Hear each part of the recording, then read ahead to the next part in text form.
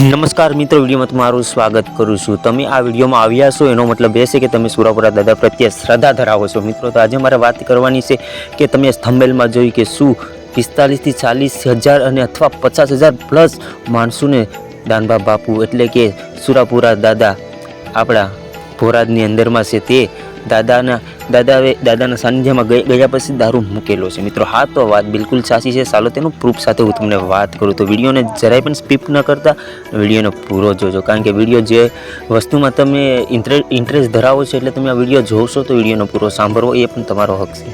તો મિત્રો, ચાલો વાત કરીએ કે આખરે ઘણા લોકોને સમજાઈ જાય છે, કારણ કે જ્યાં તે ગયેલા છે તેને સમજાઈ જાય છે ને તમે પણ કદાચ ગયેલા જ હશો, તેથી આ વિડીયોને જોઈ રહ્યા છો।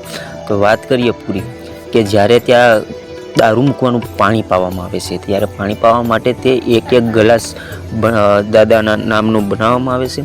તેની ગણતરી થતી હોય રોજની, અને કેટલા જણાએ મૂક્યો છે એ ફરી એકવાર 21 દિવસ પૂરા થાય એટલે ફરી ત્યાં જતા હોય છે। મિત્રો, એના ટાર્ગેટે તે લોકો ટાર્ગેટ કાઢતા હોય કેટલાએ સલુ કર્યો, શું એની સાથે ઘટના બની છે, જેની સાથે વીતી હશે, આ વિડીયો જોઈ રહ્યા હશે એને પણ ખબર હશે। ને કદાચ જો તમને પણ ભોરાદ જઈ ને દારૂ મૂક્યો હોય તો કમેન્ટમાં લખજો, અને ભોરાદ સુરાપુરા દાદાના દર્શન કર્યા હોય તે લખજો, કમેન્ટમાં લખજો। બાકી જય સુરાપુરા દાદા લખવાનું તો ના જ ભૂલશો।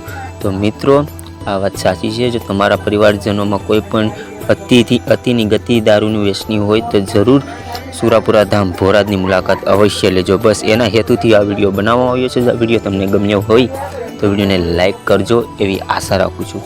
તો મળજો એક નવા વિડીયો સાથે, એક નવા દાદાના ચમત્કાર અને હાથ સાથે। ત્યાં સુધી જય સુરાપુરા દાદા।